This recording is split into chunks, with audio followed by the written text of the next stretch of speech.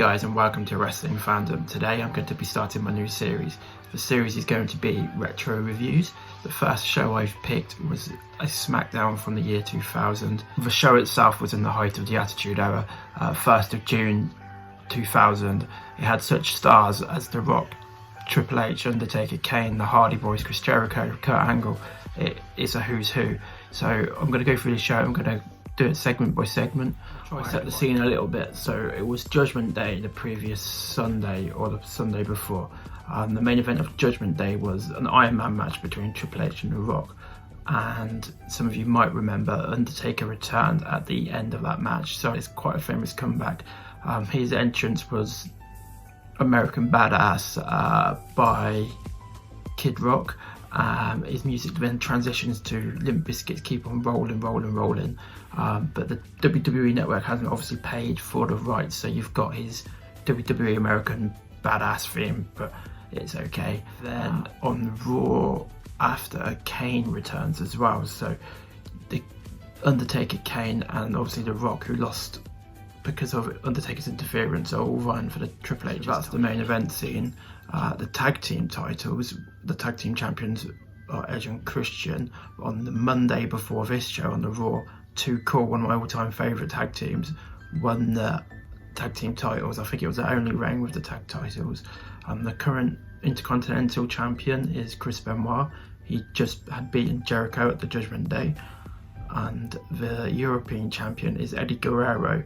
And this is the Mamacita storyline with China. And watching it back, as a kid, I never enjoyed that. I never enjoyed Eddie Guerrero at this point of time.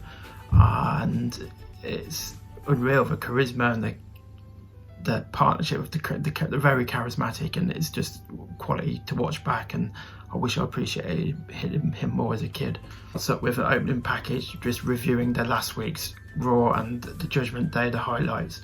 And the main event of the previous Raw was Taker and The Rock in a lumberjack match. Led to the Kane return in that match. So Kane came down and cleared house, whilst Undertaker and The Rock were also in a fight with all the lumberjacks. And at the end of the show, Kane was holding the title high and declaring himself he wants the title. And then this all leads into this Smackdown show. This leads to the first match of the show. The first guys to come out were Too Cool, and the ovation was wow. They were so over in the Attitude Era. It's hard to believe, like, the small cruiserweight tag team was so over. Rikishi has a big part to do with that because of the dancing, but wow, and it was just good to see. It's good to see that they were tag team champions. They were facing the Hardys, another loud pop, quite a high flying, very quick cruiserweight, high flying style. Too Cool just had the crowd on the edge of their seat when Scotty Too Hot used to do the worm. He tried to do the worm, then Kane's music hit. He comes down to the ring, he clears house, absolutely clears house, does his pyro, gets on the microphone, wants Triple H. He actually had the title, in the world title, which he must have stole at the end of Raw. Once Kane's dealt with the tag teams, Too Cool and the Hardy Boyz, he declares he wants to have a shot at the title. He calls out Triple H. Triple H then comes out. Michael Cole's hyping up, calling him the Game, and he's that damn good, and all these old sayings. Kane, to beat the best, you have to beat the best, which I think at the time was a dig at Ric Flair, even though they went on to be great friends. There was a lot of back and forth between the two. Triple H calls Kane a child and to tell him to bring him his title back up to give to him. Even more back and forth. Triple H basically said, "What do you want?" And Kane says, "A title match." And then Triple H says, "Fine, if you can beat me tonight, you'll be #1 contender." Triple H then says to Kane, "I am the Game, and I will prove that's why I'm that damn good." With the cheesy line back, he says, "I might not be that damn good, but I am that damn bad," which was just like, really. It then cuts back to behind the scenes, Vince McMahon arriving in a limo. The Undertaker on his motorbike approaches, starts circling the limo. Vince McMahon says, what are you doing? Like, why are you here? What are you doing? Undertaker then says he wants to be #1 contender. So Vince says, if you can win tonight, we will make you a #1 contender. So this is without Undertaker actually speaking to Triple H. So they've both circled themselves into giving to Kane and the Undertaker #1 contender matches. It was an advert. After the advert, it then shows the faction all together. So Vince breaks the news to Triple H where he's offered Undertaker a number 1 contenders match, and then Triple H is visibly upset because he's obviously offered Kane a number 1 contenders match. So that's 2 number 1 contender matches during the show. It then goes to another behind the scenes skit. So many bit of transitions so well in the Attitude Era, like after every match there always seems to be a backstage scene, but the way the show transitions, it moves so quickly. So Shane shows up in his hired car. Edge and Christian approach him saying, "We want our rematch against Too Cool." And then he says, "If you can beat The Rock tonight, you can be number 1 contenders for the tag team partners, but if The Rock wins, he'll be number 1 contender for the world title." So that's now 3 contenders in 3 matches, and then later on in the show you'll see Shane go into the factions, changing room, locker room, whatever it is, and he breaks the news, and it's quite comical because now there's 3 matches, and if all 3 win, The Undertaker, Kane and The Rock, there'll be 3 number 1 contenders. Angle's music hits, he comes out, he states that he's on a losing streak, he's on a slump, but then he vows to win the King of the Ring. The King of the Ring is obviously the next pay-per-view. He's fighting against Bradshaw, and at the time Bradshaw was in the APA, and his character was to absolutely kick the out of people. And he comes to the ring, the match starts, Angle gets a few cheap shots, Bradshaw dominates, he hits the clothesline from Howe, which is his finisher, and Angle somehow kicks out, Angle slam and gets the 3 count. Bradshaw then attacks him after the match, but Angle's finally back on a winning streak, and like he said, he's vowed to win the next pay-per-view, the King of the Ring at the next pay-per-view. Next up, Chris Benoit, the Intercontinental Champion, facing D'Lo Brown. I have got a video on D'Lo Brown if you would like to watch that video. And while starts the match, very aggressive, he chopping D'Lo Brown in the corner. His chops are unbelievable.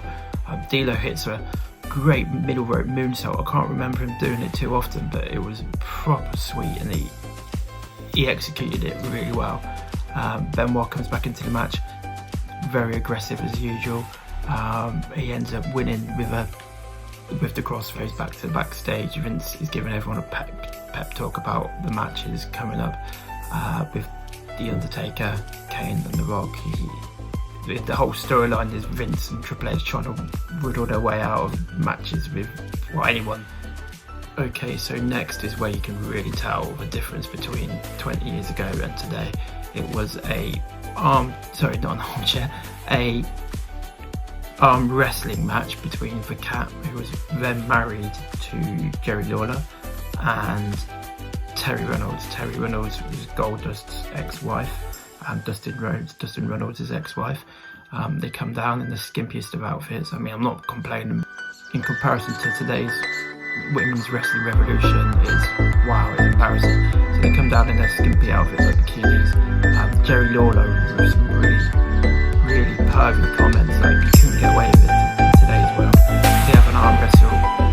Terry Runnels eventually spits water over the Cat to get the win. They get the arm wrestle. Jerry Lawler skip this when DX music hits Run DMC at the time. Then DX comes out. The DX tag team at the time was Road Dogg and X-Pac. Billy Gunn was injured at the time. Then The Undertaker comes down on his motorbike, and at the start of the match, literally, Undertaker throws X-Pac over, does a flip, lands on his back. What a nasty bump. But like, X-Pac is really underappreciated. Go back and watch a few of his matches, incredible. Road Dogg gets chucked out the other side. They both try to walk off. The Dudley Boyz music hits. Dudley Boyz come down the ramp, end up forcing DX back into the ring. Taker chokeslam, wins the match, number one contender. Sorry, I forgot to mention that DX were accompanied by Vince McMahon. Vince McMahon's on the commentary. His reaction at the end he was the king of reactions. He's just now Taker's confirmed as the number one contender. The Rock and Kane's matches are still to come. Backstage, Vince goes back to the meeting room, locker room with the rest of the faction, and he's just like, those damn Dudleys. It was actually quite comical, and he's just like, those damn Dudleys. Next up was Y2J's music hit. His reaction was probably the loudest of the night. It was incredible to think how over he was, and he was so young compared to, and he's still going now, so it was incredible, like the reactions, and wow. So then Hardcore Holly comes out, Y2J gets on his microphone, completely destroys Hardcore Holly. He's a redneck, blah blah blah, just completely runs him down.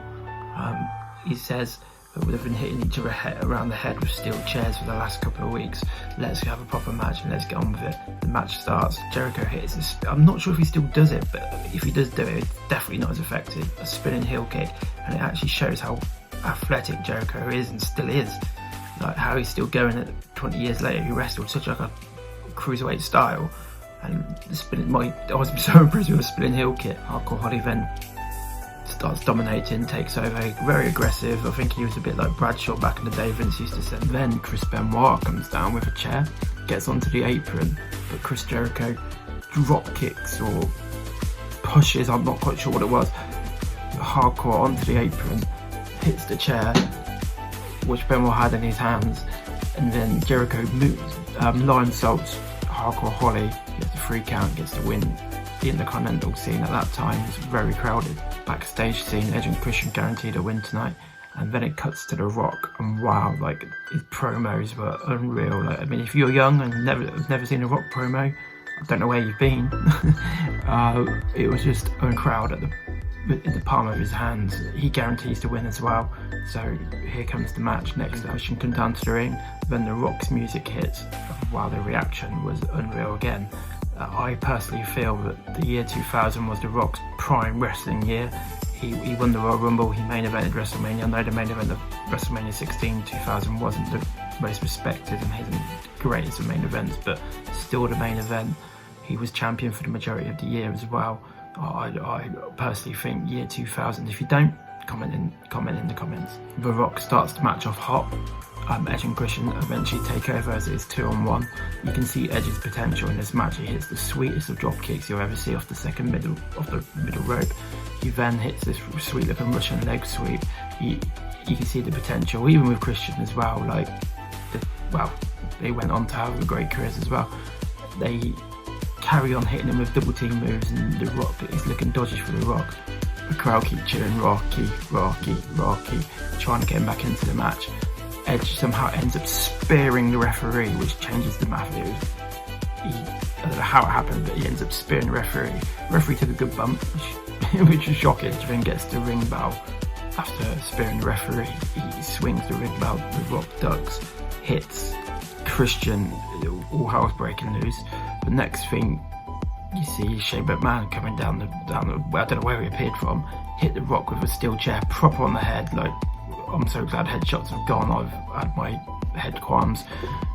I know it looks effective on screen, but what's the point in putting your life in danger? But anyway, the headshot, The Rock manages to kick out at 2 after a vicious steel chair headshot. I'm proper into this match, even though I knew the outcome, I was proper into it.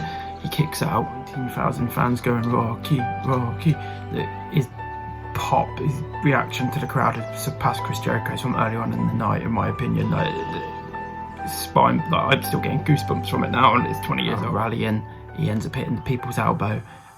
1, 2, 3, gets the win, ends up as a number 1 contender. Edge and Christian, they didn't look too weak losing the match. Like, it was a chair shot and a ring bell involved, so even though they were the past tag team champions, they're still made to be looking strong. So that's 2 out of 3 number 1 contenders confirmed. Let's see what happens next. Crash Holly's music hits. He comes down to the ring for a King of the Ring qualifier. King of the Ring, the next pay-per-view. Albert then comes down, assisted by Trish Stratus. Basically, Albert destroys Crash for the whole match. Power bombs, suplexes, big power moves. At the end, Albert goes for like a sit-down power bomb, but somehow Crash rolls up Albert and somehow gets the 3 count. So Crash wins the match. As he comes out of the match to celebrate, Trish Stratus pushes Crash Holly into the ring post. Albert then takes him back into the ring, pulls off some swinging power neck breaker looking move, but it was impressive. Anyway, time for the main event. Kane's in the ring. Triple H makes his awesome entrance. It's just awesome with the winged eagle belt. Kane jumps out of the ring, backs out the ring, gets onto the microphone, tells the referee. Then introduces Earl Hebner, who is the senior referee, and it said that the faction beat him up and he's been away for a couple of months, so I'm guessing this was his big return. Kane completely dominates the opening part of the match. Triple H bumping around like a pro. The middle stages of the match were bumps on the outside, like steel steps, barrier, commentator's table bashes. They get back into the ring. Triple H keeps trying to fight away, but Kane just keeps overpowering him, keeps hitting these sidewalk slams, his big clothesline off the top rope. Triple H eventually has enough. He goes out to the outside of the ring, grabs a chair, comes in, goes to swing the chair to hit Kane. Earl Hebner grabs the chair, takes it away, kind of stumbles. Kane hits the choke slam. As Kane hits the choke slam, Earl Hebner I'm not sure what he's doing, it looks really dodgy, but then Kane goes to pin Triple H, and then out of nowhere Earl Hebner gets the 3 count. It looked like a botched finish, but Kane gets the win. So Kane with the victory, and at the end he grabs Triple H's belt for the second show straight, lifts it in the air, proclaims himself as a champion, or a champion in the making, 3-1 contenders. It's made me want to watch the next show, the Raw on the Monday. This is what's so good about the Attitude Era. It was just storyline after storyline, and it was admissible TV. I like how the shows transition into the next spot, into the next storyline, to the next show. It's very fluent, and like today, it's like I have to watch it. I have to watch the modern day Raw and Smackdowns on YouTube in clips because I can't sit through a whole show. I'm just grateful that we have the network so we can watch the Attitude Era back and back again and again. If you enjoyed this show, please like and subscribe to the channel. If you want to leave any comments, please do. Let me know if you want me to review any of your favourite shows, and I'm more than happy to watch.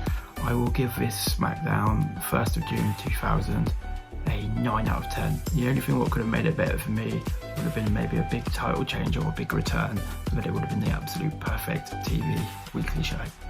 Thanks for watching. Please give us a like and a subscribe. I will look forward to talking to you guys again.